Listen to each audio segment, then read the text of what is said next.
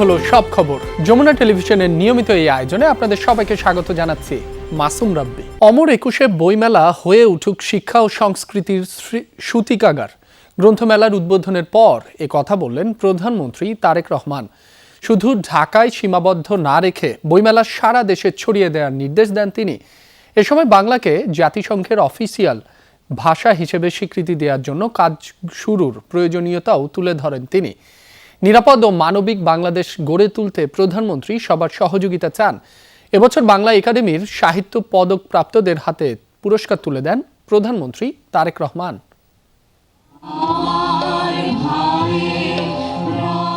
নানা নাটকীয়তার পর অবশেষে শুরু হলো বাঙালির প্রাণের মেলা, অমর একুশে বই মেলা। এবারের প্রতিপাদ্য বহুমাত্রিক বাংলাদেশ। 1978 সাল থেকে ফেব্রুয়ারির প্রথম দিনেই বাংলা একাডেমির আয়োজনে শুরু হয় বইমেলা, কিন্তু এবার নির্বাচনের কারণে সেই ধারাবাহিকতায় ছেদ পড়ে। প্রধানমন্ত্রী তারেক রহমান উদ্বোধন করেন এবারের বইমেলা। বলেন, অমর একুশে বইমেলা বাংলাকে রাষ্ট্রভাষা হিসেবে প্রতিষ্ঠার স্মারক। তবে ইন্টারনেটের আসক্তি তরুণ প্রজন্মকে করে তুলেছে বই বিমুখ। বইমেলা শুধু একটি নির্দিষ্ট মাসে বাংলা একাডেমি প্রাঙ্গণ ও সোহরাওয়ার্দী উদ্যানে সীমাবদ্ধ না রেখে বরং সারা বছর দেশের সব বিভাগ, জেলা ও উপজেলায় আয়োজিত করা যেতে পারে। এ ব্যাপারে বই প্রকাশকগণ উদ্যোগী হয়ে ভূমিকা রাখতে পারেন বলে আমি মনে করি, এবং সরকারের পক্ষ থেকে যদি সহযোগিতার কোনো অবকাশ থাকে, অবশ্যই বর্তমান সরকার সেখানে এগিয়ে আসবে। আগামী বছরগুলোতে অমর একুশে বইমেলা অমর একুশে আন্তর্জাতিক বইমেলা হিসেবে আয়োজন করার সুযোগ রয়েছে কিনা সেটি আমি আপনাদের সকলকে ভেবে দেখার অনুরোধ জানাবো। বাংলা ভাষার পাশাপাশি প্রতিযোগিতামূলক বিশ্বে টিকে থাকতে নতুন নতুন ভাষার সাথে তরুণ প্রজন্মকে পরিচিত হওয়ার পরামর্শ দেন প্রধানমন্ত্রী। বর্তমান গ্লোবাল ভিলেজে এই সময় মাতৃভাষা ছাড়াও আরও একাধিক ভাষার সঙ্গে পরিচিত হওয়া অত্যন্ত জরুরি। বর্তমানে প্রতিযোগিতামূলক বিশ্বে সমৃদ্ধি এবং সম্মানের সঙ্গে টিকে থাকতে হলে জ্ঞান এবং মেধাভিত্তিক রাষ্ট্র ও সমাজ প্রতিষ্ঠার মনে হয় বিকল্প নেই আমাদের সামনে। একই সঙ্গে বাংলা ভাষাকে জাতিসংঘের অফিসিয়াল ভাষা হিসেবে স্বীকৃত আদায়ের জন্য আমাদের মনে হয় কাজ শুরু করা প্রয়োজন। ফ্যাসিবাদ মুক্ত বাংলাদেশে জনগণের কাছে জবাবদিহিমূলক সরকারের যাত্রা শুরু হয়েছে জানিয়ে প্রধানমন্ত্রী জানান, তার সরকার জ্ঞানের আলোয় আলোকিত দেশ গড়তে চায়। দল, মত, ধর্ম, বর্ণ নির্বিশেষে সকলের জন্য একটি নিরাপদ, মানবিক, গণতান্ত্রিক বাংলাদেশ গড়ে তুলতে আমি আপনাদের সকলের আন্তরিক সহযোগিতা কামনা করছি। জনগণের প্রতি জবাবদিহিমূলক এ সরকার দেশটাকে জ্ঞানের আলোয় আলোকিত করতে চায়। এর আগে 8 বিভাগে 9 জন গুণী ব্যক্তির হাতে বাংলা একাডেমি সাহিত্য পুরস্কার তুলে দেন প্রধানমন্ত্রী তারেক রহমান। পরে স্ত্রী ডাক্তার জুবাইদা রহমান ও কন্যা জায়মা রহমানকে নিয়ে মেলার কয়েকটি স্টল ঘুরে দেখেন প্রধানমন্ত্রী। আরফিন শাকিল, যমুনা নিউজ, ঢাকা। শিল্প সংস্কৃতিকে রাজনীতিকরণ কখনোই সভ্য দেশের পরিচয় নয়। বিভিন্ন ক্ষেত্রে গৌরবদীপ্ত অবদান রাখায় 9 জন ব্যক্তি ও একটি প্রতিষ্ঠানকে 21 পদক তুলে দিয়ে কথা বলেছেন প্রধানমন্ত্রী তারেক রহমান। তিনি বলেন, জ্ঞান বিজ্ঞানে সব শাখায় যেন দেশ এগিয়ে যেতে পারে, তেমন একটি উদার গণতান্ত্রিক রাষ্ট্র গড়তে চায় তার সরকার। বলেন, 21 ফেব্রুয়ারি ছিল জালিমের বিরুদ্ধে নিজেদের অধিকার প্রতিষ্ঠার আন্দোলন।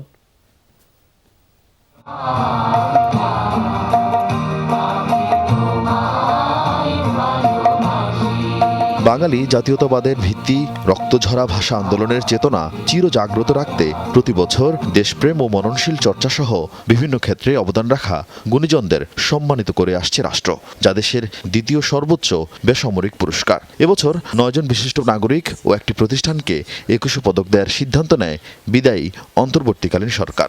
শহীদ প্রেসিডেন্ট জিয়াউর রহমান 1976 সালে প্রথম 21 পদক প্রবর্তন করেন।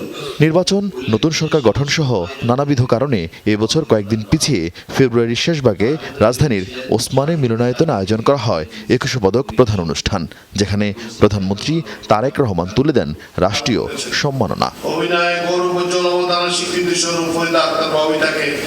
চলচ্চিত্রে ফরিদা আক্তার ববিতা, চারুকলায় অধ্যাপক আব্দুস সাত্তার, স্থাপত্যে মেরিনা তাবাসসুম, শিক্ষায় মাহবুর আলম মজুমদার, ভাস্কর্যে তেজস হালদার যশ, নৃত্যকলায় অর্থী আহমেদ, নাট্যকলায় ইসলাম উদ্দিন পালাকার ও সাংবাদিকতায় শফিক রেহমান।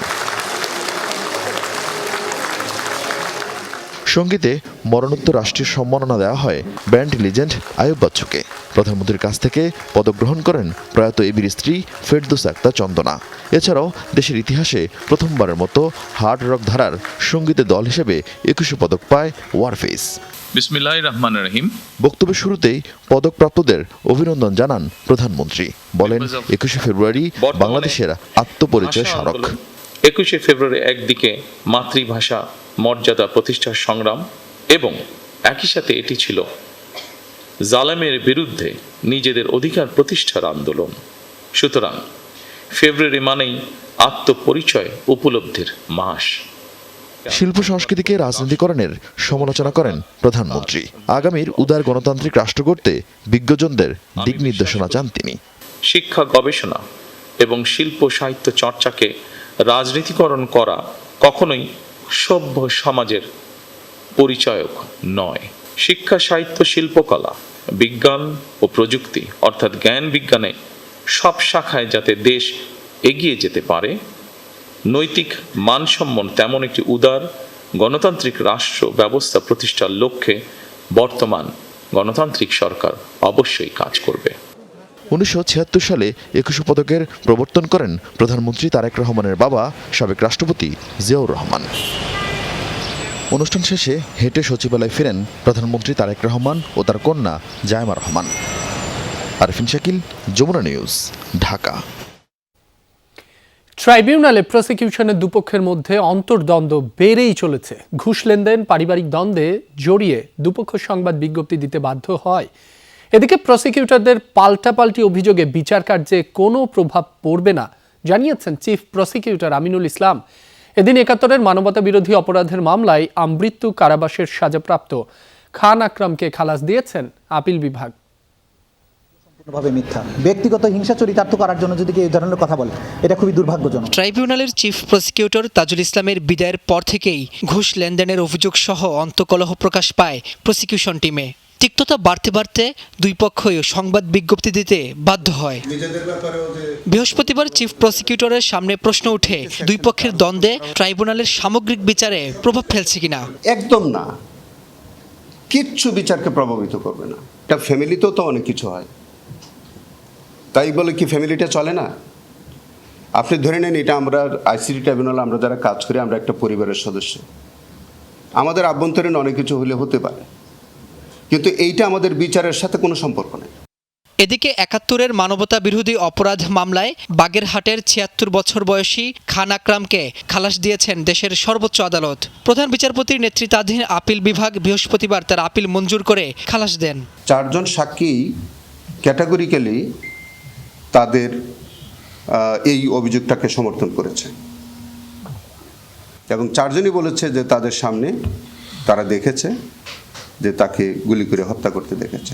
জনাব আজহারুল্লাহ সাহেবের কেসে একটা জাজমেন্ট হয়েছে আমাদের অ্যাপিল ডিভিশনের, এবং এই জাজমেন্টটা যেহেতু এখন পর্যন্ত বহাল আছে, এটা ওভারঅল না হওয়া পর্যন্ত we are bound by that judgement. So এই আলোকেই সম্ভবত এই জাজমেন্টটা আজকে যেটা হয়েছে। অভিযোগ ছিল অ্যাবডাকশন অ্যান্ড মার্ডারের, যে ওনার বিরুদ্ধে উনি ছিলেন যে 13 ডিসেম্বর 1971 সালে উনি সহ আরও কয়েকজন ওনার বিরুদ্ধে অভিযোগ একজনকে ফ্রিডম ফাইটারকে কিডন্যাপ করেন এবং পরবর্তীতে ওনাকে মার্ডার করেন।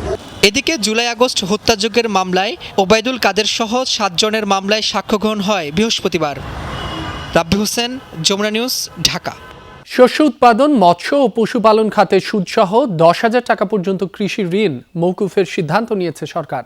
প্রধানমন্ত্রী তারেক রহমানের সভাপতিত্বে অনুষ্ঠিত মন্ত্রিসভার প্রথম বৈঠকে এলো এ সিদ্ধান্ত। দুপুরে সচিবালয়ে মন্ত্রিসভার বৈঠকের বিষয়ে ব্রিফ করেন মন্ত্রিপরিষদ সচিব নাসিমুল গনি। ব্রিফিংয়ে এসব তথ্য জানান তিনি। বলেন, এই ঋণ মওকুফ করা হলে আনুমানিক 12 লাখ কৃষক প্রত্যক্ষভাবে লাভবান হবে।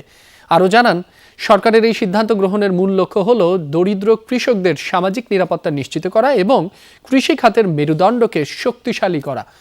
ঋণের বোঝা কমে যাওয়ায় কৃষকরা শস্য উৎপাদন, মৎস্য ও পশুপালন খাতে আরও উৎসাহিত হবেন এমন প্রত্যাশা সরকারের। এতে জাতীয়ভাবে কৃষি উৎপাদন বৃদ্ধি পাবে, কমবে আমদানির ওপর নির্ভরতা।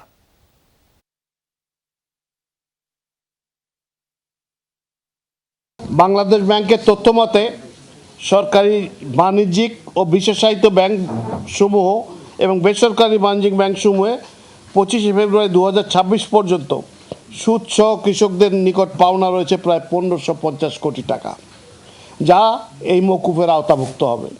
এই ঋণ মওকুফ করা হলে দরিদ্র কৃষকগণ নিম্নলিখিতভাবে উপকৃত হবে।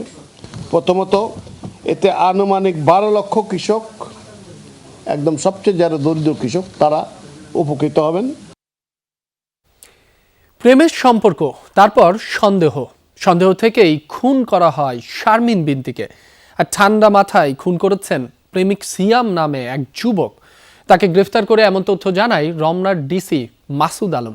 পুলিশের ধারণা, দীর্ঘদিন ধরে সিয়াম বিনতির মধ্যে প্রেমের সম্পর্ক ছিল। এদিকে খুনির দৃষ্টান্তমূলক শাস্তি চেয়েছেন বিনতির পরিবার। বুধবার রাতে হাজারীবাগের একটি গলিতে সিয়াম ও বিনতি একসাথে হেঁটে যাচ্ছিলেন। কিছু সময় পর রক্তমাখা চাকু নিয়ে উদ্ভ্রান্তের মতো দেখা যায় সিয়ামকে। উদ্ধার হয় বিনতির ক্ষতবিক্ষত মরদেহ। পরিবারের অভিযোগ, দীর্ঘদিন ধরে তাদের মেয়েকে উত্ত্যক্ত করে আসছিল সিয়াম।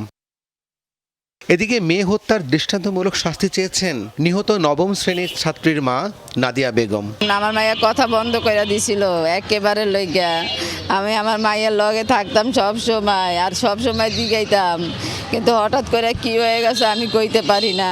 আমার মেয়ে ছিল আমার জান, আমার কলজা, আর পারি না। ঘটনার পরপরই সিয়ামকে ধরতে অভিযানে নামে হাজারীবাগ থানা। বৃহস্পতিবার সকালে কলাবাগান এলাকা থেকে অভিযুক্ত সিয়ামকে আটক করে পুলিশ। মিডিয়া সেন্টারে প্রেস ব্রিফিংয়ে রমনার ডিসি মাসুদ আলম জানান, সিয়াম ঠান্ডা মাথায় হত্যাকাণ্ড ঘটায়। তাদের মধ্যে প্রেমের সম্পর্ক ছিল।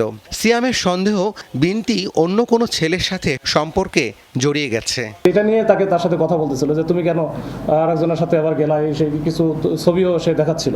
তো এটা প্রেক্ষাপটে তাদের মধ্যে যখন চরম পর্যায়ে পৌঁছে যায় এই ঝগড়াটা, তখন কিন্তু সে শেষ পর্যন্ত ছুরিকাঘাত করে ওখান থেকে পালিয়ে যাওয়ার পরে আমরা যেটা করেছি, কলাবাগানে তার বাবা থাকে, এই কলাবাগানের একটা বাসা থেকে তাকে গ্রেপ্তার করি এবং গ্রেপ্তার করার সময় তার এই যে হত্যাকাণ্ডে ব্যবহৃত যে চাকু ছিল, চাকু এবং তার ওই যে রক্তমাখা গেঞ্জি সহ আমরা এগুলো উদ্ধার করি। প্রাথমিক জিজ্ঞাসাবাদে হত্যার কথা স্বীকারও করেছে ঘাতক সিয়াম। এর পেছনে অন্য কোনো মোটিভ আছে কিনা তা জানতে তার রিমান্ড চাইবে পুলিশ। এই হচ্ছে বিষয়, এর বাইরে আরো ডিপি হতে গেলে আরো আস্তে আস্তে কিছু বের হতেও পারে। রাব্বি সিদ্দিকী, যমুনা নিউজ, ঢাকা।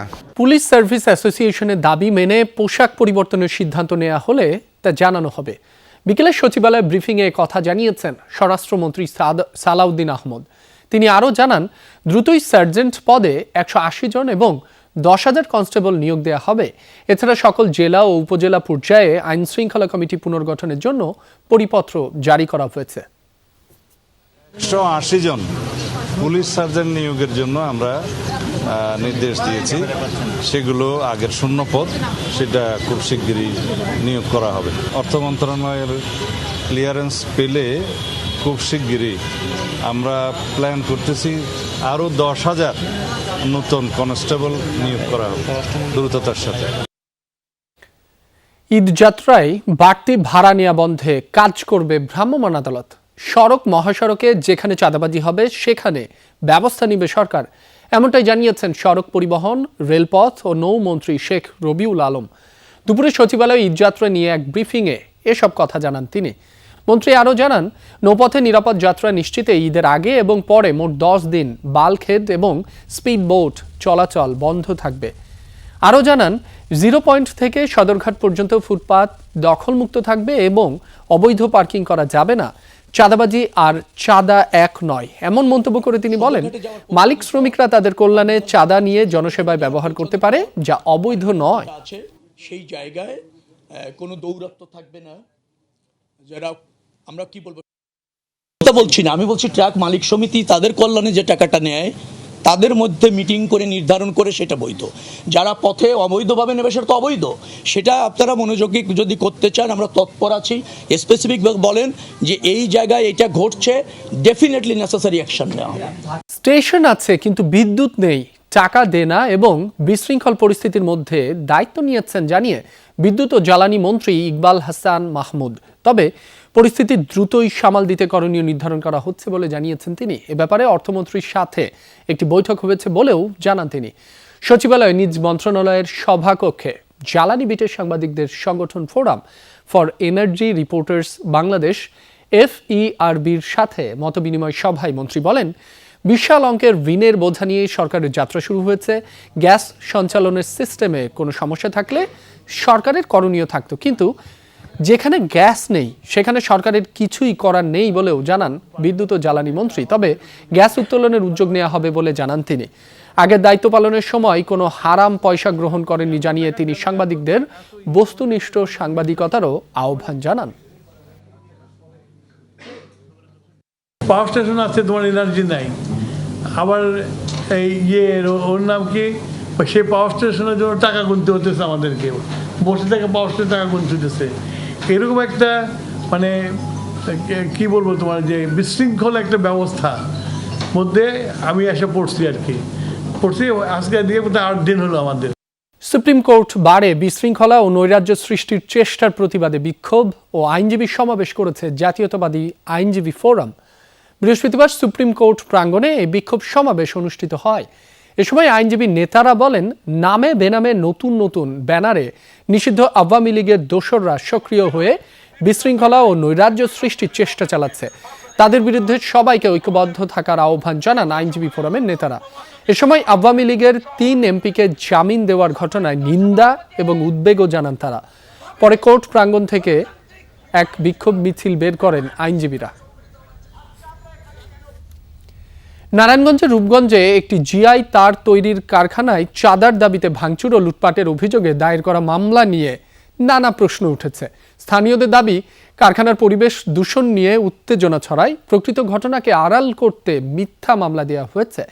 বিভিন্ন দেশে পণ্য রফতানির কথা বললেও সেই সংক্রান্ত কাগজপত্রও দেখাতে পারেনি কারখানা কর্তৃপক্ষ। এমনকি প্রয়োজনীয় অনুমোদন ছাড়াই কারখানাটি চলছে বলেও অভিযোগ স্থানীয়দের। নারায়ণগঞ্জের রূপগঞ্জের নোয়াগাঁও এলাকায় বছর 2 হলো 6 কাঠা জায়গায় গড়ে তোলা হয় বিএলও ওয়্যার নেইল ইন্ডাস্ট্রিজ নামের এই কারখানা। প্রতিষ্ঠানটিতে ভাঙচুর ও লুটপাটের অভিযোগ ঘিরে কিছুদিন ধরে তোলপাড় চলছে এলাকায়। কারখানা কর্তৃপক্ষের অভিযোগ, চাঁদা না দেয়ায় গত 17 ফেব্রুয়ারি উপজেলা বিএনপির সভাপতি অ্যাডভোকেট মাহফুজুর রহমান হুমায়ুনের নেতৃত্বে হামলা চালানো হয়। ভাঙচুরের পাশাপাশি প্রায় 1,66,00,000 টাকার মালামাল ও যন্ত্রপাতি লুটের অভিযোগও করা হয়। পরদিন উপজেলা বিএনপির সহসভাপতি বেলায়েত আকনকে প্রধান আসামি করে মামলা করেন কারখানা মালিক মোনার হোসেন অপু। গণমাধ্যমে অপু অভিযোগ করেন, ওসির চাপের মুখে মামলা থেকে মূল ব্যক্তির নাম বাদ দিতে হয়েছে। আসামি ধরে ছেড়ে দেওয়ার অভিযোগও করা হয় পুলিশের বিরুদ্ধে। এলাকার সন্ত্রাসীরা বহুদিন যাবৎ আমাদের চাঁদা দাবি করছিল। সিন্দুক ভেঙে ফেলে সিন্দুক থেকে টাকা নিয়ে যায় এবং আমাদের ভিতরে মালামাল ছিল, জিঙ্ক ছিল, সীসা ছিল, মিশিং ছিল, সবগুলো তারা ট্রাক ভরে, সিএনজি ভরে, অটো ভরে নিয়ে চলে যায়। স্থানীয়রা জানায়, কারখানার জায়গায় আগে হাঁস ও গরুর খামার ছিল। পরিবেশের ছাড়পত্র সহ প্রয়োজনীয় অনুমোদন ছাড়াই মাত্র 7 জন শ্রমিক দিয়ে জিআই তার তৈরির কারখানাটি চলছে। অ্যাসিড ব্যবহার করা হলেও নেই পর্যাপ্ত নিরাপত্তা ব্যবস্থা। রাসায়নিক বর্জ্যের কারণে নষ্ট হচ্ছে আশেপাশের জমির ফসল, ছড়াচ্ছে রোগবালাই। এলাকাবাসীর ভাষ্য, এর প্রতিবাদ জানাতে কয়েকজন ক্ষুব্ধ ব্যক্তি ওই কারখানায় যান। সে সময় উত্তেজনা ছড়ায়। কারখানা কেমিক্যাল, পচা পানি, এইগুলা আমাদের জমিতে গেলে আমার জমি ফসল নষ্ট হচ্ছে। যাদের কৃষি জমি নষ্ট হইতেছে তখন তারা 17 তারিখে এসে ওনারা জিজ্ঞেস করছে যে আপনার কারণে আমাদের এই কৃষি কর্ম নষ্ট হইতেছে। এক পর্যায়ে বলছে যে আপনাদের সাথে কোনো কথা নাই, কথা হবে আমার আইনের মাধ্যমে। চাঁদাবাজি মামলা দিয়ে আমাদের এলাকা মানুষ যারা আছে তাদেরকে হয়রানি করে দৌড়ের উপর রাখছে। ছোট ছোট গাড়ি চলে, এখানে যে ট্রাক দিয়া লুটপাট করে নেব, এই রাস্তাও নাই। কিছু এই গ্রামের কিছু লোকে একটু উতাল ফাতাল করছে। হ্যাঁ, মাদকের ব্যবসা করে, পাসপোর্টের ব্যবসা করে। স্থানীয়দের অভিযোগ, এই ঘটনাকে রাজনৈতিক রূপ দিতে মিথ্যা মামলা দেয়া হয়েছে। কারখানা মালিক শরীয়তপুরের বাসিন্দা অপু মানব পাচারের সাথে জড়িত বলেও অভিযোগ এলাকাবাসীর। ঘটনার দিন কারখানাটি থেকে 2 শতাধিক পাসপোর্ট উদ্ধার করে পুলিশ। পরে মালিক দাবি করেন তার রিক্রুটিং এজেন্সি রয়েছে। 12টি দেশে পণ্য রফতানির কথা বলা হলেও সেই সংক্রান্ত কাগজপত্র দেখাতে পারেনি কারখানা কর্তৃপক্ষ। অ্যাকচুয়ালি এটার ভিতরে কি হয় না হয় এলাকার কেউ জানে না। গেটে সবসময় তালা লাগাল থাকে, হেরা পকেট গেট দিয়ে বার হয় এবং পকেট গেট দিয়ে ঢুকে। উপজেলা বিএনপির সভাপতি মাহফুজুর রহমান হুমায়ুন হামলায় জড়িত থাকার অভিযোগ অস্বীকার করে বলেন, ঘটনার সময় তিনি ঢাকায় এমপিদের শপথ অনুষ্ঠানে ছিলেন। তার দাবি, মামলাটি রাজনৈতিক উদ্দেশ্য প্রণোদিত। এসআই শফিউদ্দিন আমাকে ফোন করছে যে ভাই এখানে একটা ঘটনা ঘটছে, আপনি শুনছেন কিনা? আমি বললাম আমি তো শুনি নাই। তাৎক্ষণিক আমি বেলায়েত মেম্বারকে পাঠিয়েছি ঘটনাটা দেখার জন্য, এবং ওইখানে বেলায়েত মেম্বার গেছে, গিয়ে দেখে ওখানে অতি সাহেব আছে, সার্কেল এসপি সাহেব আছে, ওনার সাথে কথাবার্তা বলে জিনিস শেষে পর্যবেক্ষণ করতেছে। রূপগঞ্জ থানার ওসি জানান, প্রাথমিক তদন্তে বড় ধরনের লুটপাটের প্রমাণ মেলেনি। এছাড়া মামলা থেকে আসামির নাম বাদ দেয়া ও একজনকে ধরার পর ছেড়ে দেওয়ার অভিযোগও অস্বীকার করেছেন তিনি। মামলাটি বর্তমানে শিল্প পুলিশ তদন্ত করছে বলেও জানিয়েছেন ওসি। আমাদের এসআই শফিউদ্দিন সেই ঘটনাস্থলে যায়। ঘটনাস্থলে যাওয়ার পরে যাওয়ার সাথে সাথে যে সমস্ত লোকজন ছিল তারা সেখান থেকে চলে যায়। পরিবেশ সংক্রান্তে যে বিষয়টা বলছেন, এটা এলাকার লোক। আমি যখন সরজমিনে যাই তখন এলাকার অনেক লোকই বলছে যে বলে হ্যাঁ, এটা আমাদের পরিবেশের ভারসাম্যহীন হয়েছে। মামলার পর গ্রেফতার আতঙ্কে নোয়াগাঁও ও পাশের জিন্দাগ্রাম প্রায় পুরুষশূন্য। সুষ্ঠু তদন্তের মাধ্যমে প্রকৃত ঘটনা বেরিয়ে আসবে বলে আশাবাদ স্থানীয়দের। জাহিদ হাসান, যমুনা নিউজ। টি-20 বিশ্বকাপের খবর। সুপার 8-এ দিনের প্রথম ম্যাচে দক্ষিণ আফ্রিকাকে 177 রানের লক্ষ্য দিয়েছে ওয়েস্ট ইন্ডিজ। জবাবে শেষ খবর পাওয়া পর্যন্ত প্রোটিয়াদের সংগ্রহ 1 উইকেটে 173 রান। আহমেদাবাদে টস হেরে ব্যাট হাতে 29 রানের শুরু পায় উইন্ডিজ। 16 রান করে রাবাদার বলে ফেরেন শাই হোপ। ব্রেন্ডন কিংকে এনগিদি ফেরান ব্যক্তিগত 21 রানে। এই 2 পেসারের সামনে দাঁড়াতে পারেননি হেটমায়ার, পাওয়েল ও চেস। রাদারফোর্ডও ফেরেন 12 রান করে। তবে জেসন হোল্ডার আর রোমারিও শেফার জুটি গড়ে এগিয়ে নেন দলের স্কোর। 49 রান করে হোল্ডার ফিরলেও 9 নম্বরে নেমে রেকর্ড 50-তে দলকে 176 রানের পুঁজি এনে দেন শেফার। জবাবে শুরুতেই ব্যাট হাতে ঝড় তোলে 2 প্রোটিয়া ওপেনার মার্করাম ও ডিকক। আন্তর্জাতিক প্রসঙ্গ। যুক্তরাষ্ট্রে হামলা চালাতে সক্ষম এমন আন্তঃমহাদেশীয় ক্ষেপণাস্ত্র তৈরি করছে ইরান, এমন অভিযোগ করেছেন মার্কিন পররাষ্ট্রমন্ত্রী মার্কো রুবিও। এই খাতে তেহরান বিপুল পরিমাণ অর্থ ব্যয় করছে বলেও দাবি করেন তিনি। চলমান আলোচনা সত্ত্বেও নিজেদের ক্ষেপণাস্ত্র প্রকল্পের পরিধি ইরান কমায়নি বলেও জানান তিনি। এদিকে ইরানের সমরাস্ত্র কার্যক্রমের ওপর আরও কড়াকড়ি আরোপ করছে যুক্তরাষ্ট্র। সাপের ফনার আকৃতি নিয়ে দ্রুত গতিতে লক্ষ্যের দিকে এগিয়ে চলছে মিসাইল। ইরানের বহুল আলোচিত সিজিল ক্ষেপণাস্ত্র এটি। মার্কিন প্রেসিডেন্টের স্টেট অব দ্য ইউনিয়নের ভাষণের পর আবারও আলোচনায় ইরানের আন্তঃমহাদেশীয় ক্ষেপণাস্ত্র।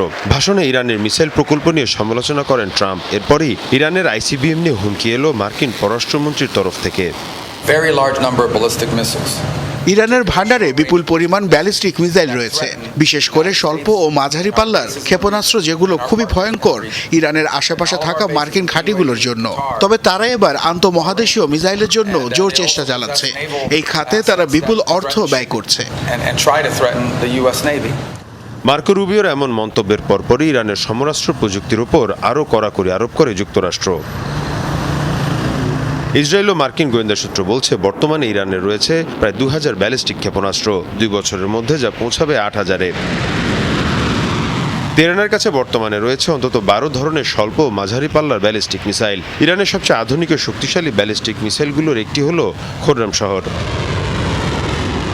তেহরানের স্বল্প পাল্লার ব্যালিস্টিক মিসাইলের মধ্যে রয়েছে টন্ডার 69। চীনের তৈরি হলেও ইরানের সশস্ত্র বাহিনী পরিচালনা করে এই ক্ষেপণাস্ত্রটি। এছাড়াও দেশটির সমরাস্ত্র ভান্ডারে রয়েছে জেরিকো, লোরা সহ নানা পাল্লার ক্ষেপণাস্ত্র। মীর মুশফিকা হাসান, যমুনা নিউজ।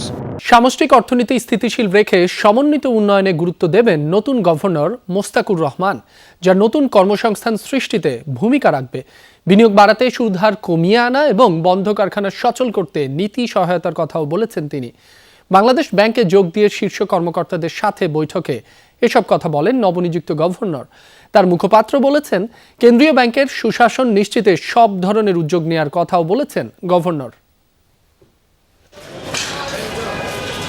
দায়িত্ব পাওয়ার পরদিন বৃহস্পতিবার সকাল 10:30টার কিছু পরে বাংলাদেশ ব্যাংকে প্রবেশ করেন নতুন গভর্নর মোস্তাকুর রহমান। 14তম গভর্নর হিসেবে দায়িত্ব নেওয়া মোস্তাকুরকে স্বাগত জানান শীর্ষ কর্মকর্তারা। প্রতিক্রিয়া জানতে চাইলেও সাংবাদিকদের সাথে কোনো কথা বলেননি তিনি।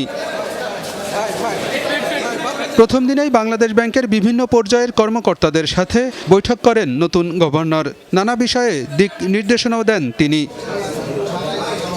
পরে সংবাদ সম্মেলনে মুখপাত্র বলেন, অর্থনীতিকে স্থিতিশীল রেখে কর্মসংস্থান বাড়াতে মনোযোগ দেবেন নতুন গভর্নর। সমাজে যদি একটা স্টেবল সোসাইটি গড়তে হয় তবে অবশ্যই কর্মসংস্থান বাড়াতে হবে। কর্মসংস্থান বাড়াতে হলে নতুন বিনিয়োগ বাড়াতে হবে, সেই সাথে যে সকল বিনিয়োগ স্থবির হয়ে গিয়েছে নীতি সহায়তার মাধ্যমে সেই বিনিয়োগগুলো বন্ধ হওয়া কলকারখানার মাধ্যমে চালু হওয়ার মাধ্যমে আবার সৃষ্টি করতে হবে। প্রথম দিনের বৈঠকে বিনিয়োগ বাড়াতে সুদের হার কমিয়ে আনার উপর গুরুত্ব দিয়েছেন নতুন গভর্নর। অব্যাহত থাকবে মূল্যস্ফীতি কমিয়ে আনার প্রচেষ্টাও। বিনিয়োগ বৃদ্ধির ক্ষেত্রে একটা বড় বাধা হচ্ছে হাই ইন্টারেস্ট রেট। এটা কিভাবে অ্যাড্রেস করা যায় সেটাও বাংলাদেশ ব্যাংক বিষয়টি তলিয়ে দেখবে। অবশ্যই প্রাইস স্টেবিলিটি এবং ইনফ্লেশন কন্ট্রোলের কথা বললাম, এটা তো প্রাইম একটা অবজেক্টিভ, এটাও বাংলাদেশ ব্যাংক দেখবে কিভাবে কন্ট্রোল করা যায়। কেন্দ্রীয় ব্যাংকে ভবিষ্যতে যেন মব বা বিশৃঙ্খল পরিস্থিতি তৈরি না হয় সে বিষয়ে সর্বোচ্চ ব্যবস্থা নেওয়ার কথা জানিয়েছেন মুখপাত্র। যে কর্ম পরিবেশ বিনষ্ট করে অকারণে কেন্দ্রীয় ব্যাংকের ভিতরে মব সৃষ্টির মতো উদ্যোগ যাতে কখনোই কেউ করার ভবিষ্যতে সাহস না পায় সেই পরিস্থিতিটা কেন্দ্রীয় ব্যাংক এনশিওর করবে। বিভিন্ন নিয়ন্ত্রক সংস্থার সাথে সমন্বয় করে কাজ করবে বাংলাদেশ ব্যাংক। পরিচালিত হবে নীতির আলোকে, সিদ্ধান্ত গ্রহণে থাকবে না কোনো বৈষম্য। বাংলাদেশ ব্যাংক প্যাসিভ হলেও ভূমিকা রাখার সুযোগ আছে। আলমগীর হোসেন, যমুনা নিউজ, ঢাকা। দর্শক, আজ থেকে শুরু হয়েছে অমর একুশে বইমেলা। প্রথম দিন বইমেলার সার্বিক চিত্র তুলে ধরতে যোগ দিচ্ছেন সহকর্মী সুমাইয়া ঐশী। বহুল প্রতীক্ষিত বইমেলার প্রথম দিনে মেলায় ক্রেতা দর্শনার্থীদের উপস্থিতি কেমন দেখছেন, কি বলছেন তারা? ইফতারের পর একদম আবারও প্রাণ ফিরে পেয়েছে বইমেলা। কিছুক্ষণ আগে একদম ফাঁকা ছিল, যেহেতু ইফতারের সময় সবাই ইফতারিতে ব্যস্ত ছিল। এখন অনেক মানুষই কিন্তু আসছেন বইমেলার অভিমুখে, আমরা দেখতে পাচ্ছি। সকাল থেকে আমরা দুপুরবেলা আসলে বিশেষ করে যখন বেলা 2টায় প্রধানমন্ত্রী উদ্বোধন করলেন বইমেলার, তারপরে তো আনুষ্ঠানিকভাবে বইমেলার যাত্রা শুরু হলো এবছর, এবং তারপরে আসলে নানান বয়সের ক্রেতাদের সমাগম ঘটেছে এখানে। আমরা দেখেছি অনেকেই আসছেন, ঘুরছেন। তবে সত্যি কথা বলতে একদম যেহেতু বইমেলার প্রথম দিন, সেই অর্থে স্বাভাবিক যেই ভিড়টি থাকে, বইমেলা বলতেই যে ভিড়ের কথা কল্পনা করে বাংলাদেশের মানুষ, সেই ভিড়টি আসলে সকাল থেকে দুপুর থেকেই ছিল না। এবং যারা প্রকাশক বলি কিংবা যারা বিভিন্ন স্টলে রয়েছেন, বইয়ের স্টলে রয়েছেন, তাদের সঙ্গে কথা বললাম সন্ধ্যার পরে। তারা আমাদেরকে বললেন যে আসলে যেহেতু একদম প্রথম দিন, অনেক স্টল এখনও প্রস্তুতি হয়নি। প্রায় যদি বলি আমি 80% বা তার একটু কম বেশি হতে পারে, বইমেলার সে সমস্ত স্টলগুলো এখনও খুব শতভাগ প্রস্তুত হয়নি। আবার সব স্টলে বই নাইও, শতভাগ বই এসে পৌঁছয়নি। আবার অনেক স্টল আমরা দেখতে পেয়েছি যে তারা কেবলমাত্র সেই বইগুলো গোছাচ্ছেন। ফলে সব মিলিয়ে প্রথম দিন একটা প্রস্তুতি পর্বের মধ্যে দিয়ে যাচ্ছে। প্রথম কয়েকদিন আসলে এমনই যাবেন বলে যারা প্রকাশক বা বই সংশ্লিষ্ট তারা বলছেন। তবে ধীরে ধীরে জমে উঠবে বইমেলা, তেমনটি প্রত্যাশা সবার। ঐশী, আপনাকে ধন্যবাদ।